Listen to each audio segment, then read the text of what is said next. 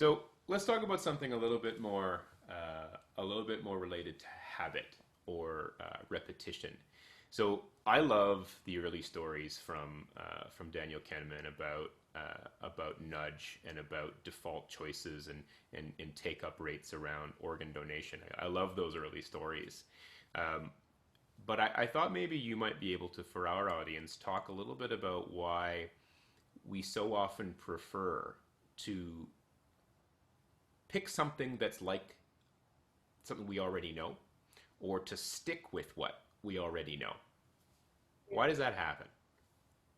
So this is what behavioral scientists call the status quo bias, and it's basically a preference for familiarity or a resistance to change. And it can be driven by two major kind of factors. So one is we're really there's some level of uncertainty and we're risk averse, or we don't really like that uncertainty, so we prefer to stay with our current state of affairs than take a risk and potentially lose in the new state. So actually our losses are much more adversive than equivalent gains. So that's why at times we prefer to be a little bit more risk averse and stick with our current state of affairs. uh, One way I think about this is if you have ever thought about moving overseas, and often a lot of the reference that people talk about is, oh, what if I can't get my job again? What happens if something happens with my friendship groups? It's all about the losses as opposed to reframing the gains. So think about the experience that you might get.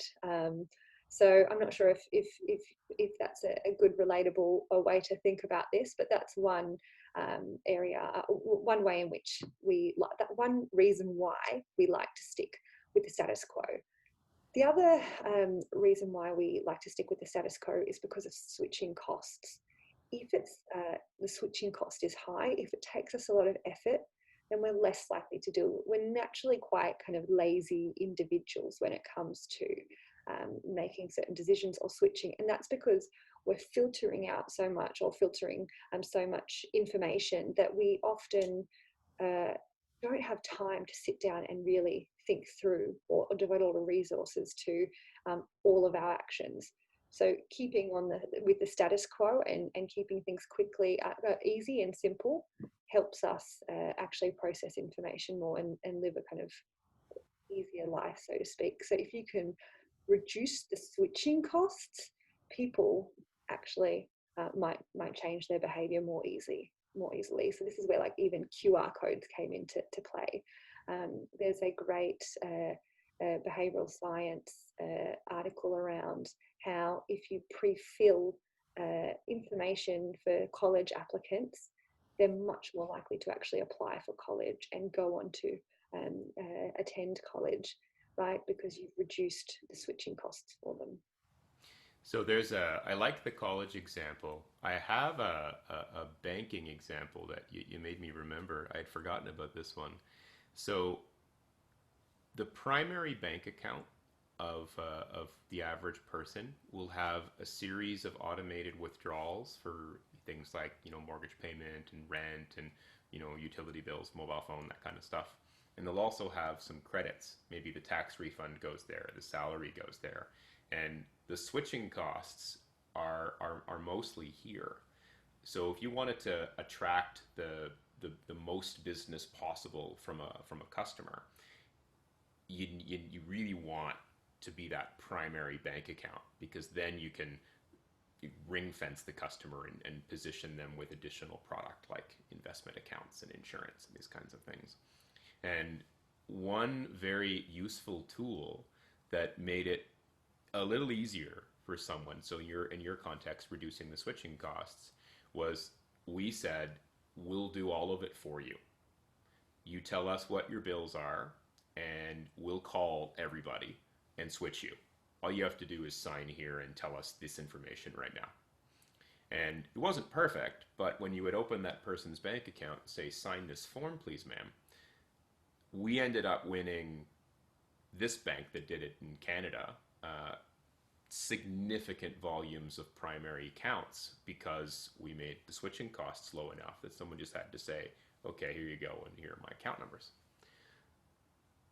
And you see this a lot with a lot of banking decisions. So often most people will take out a home loan with their current bank, even if their current bank doesn't have the best rates. And it's because switching and going to, well, first of all, the switching costs of finding other competitive rates, and so the mental switching cost, what you were talking about, is definitely there.